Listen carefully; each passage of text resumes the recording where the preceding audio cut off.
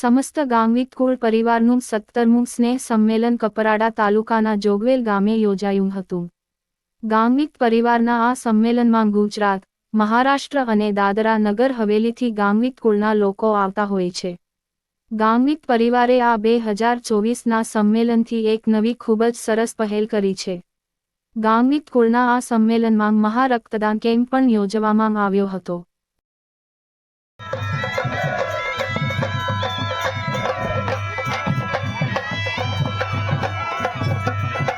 क्रांतिकारी युवाओं तमाम ने जोहार प्रणाम। दर वर्षनी जेम समस्त गावित कुल परिवार जोगवेल खाते आसलोन फळिया खूब मोटी संख्या में सरस रीते आयोजन थई रह्युं छे। त्यारे 17मा स्नेह मिलन एक नवी पहल गावित कुल परिवारे करी छे। आज आपणे ब्लड डोनेशन केम्पनुं पण आ गावित कुल परिवार वती थई रह्युं छे। खूब सारी बात छे। आपणा समाजने ज्यारे ज्यारे आपणे तकलीफ पड़ती होय, शरीर न साथ आपे, આપણે બીમાર પડીએ ત્યારે અચાનક હોસ્પિટલમાંથી આમ કહેવામાં આવે કે તમે બ્લડની વ્યવસ્થા કરો, ત્યારે આપણા વિસ્તારની અંદર બ્લડ આપવા માટે ખૂબ ઓછા હોય, ઘણામાં હિંમત નથી, ત્યારે આવા પહેલથી આપણા સમાજના તમામ દર્દીઓને એક નવું જીવન માટે બ્લડની ખૂબ આવશ્યક હોય છે। માટે આવનારા દિવસોમાં પણ એવા તમામ સમસ્ત જે પણ સંગઠનો હોય, જે પણ કુલ પરિવાર હોય, એમને પણ આ બ્લડ ડોનેશનની પહેલ કરવાની ખૂબ જરૂર છે। વિશેષ આપણા સમાજમાં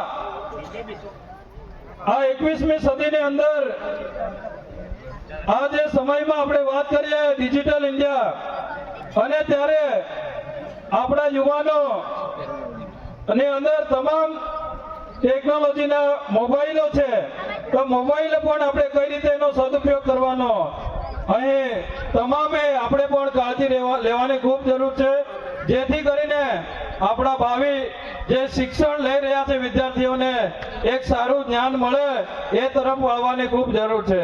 સાથે વ્યસન મુક્તિ પણ આપણા સમાજમાં આગેવાનો, વડીલો અને તમામ જવાબદાર જે આગેવાનો છે એ પણ જવાબદારી લેવાની ખૂબ જરૂર છે, અને તમામ આપણા સમાજના નાના મોટા સમાજને ઉપયોગી સમાજની એકતા, આપણા સમાજમાં આપણા કુટુંબમાં એક એકતાની ભાવના, આત્મીયતાનો એક સમાજ આપણો એક ઊભો થાય, એના માટે પણ તમામે આપણે એકબીજાને સહયોગ અને સાત્વિક વિચાર, સાત્વિક વ્યવહાર મતલબ આપણા જે આદિ અનાદિ કાળથી આપણા પરિવારની જે પરંપરા છે એ રીત રિવાજ એ પણ આપણે અસ્તિત્વ ટકાવવા માટે તમામ આપણે અહીં ઉપસ્થિત તમામે આપણે સૌએ જવાબદારી લેવાની ખૂબ જરૂર છે।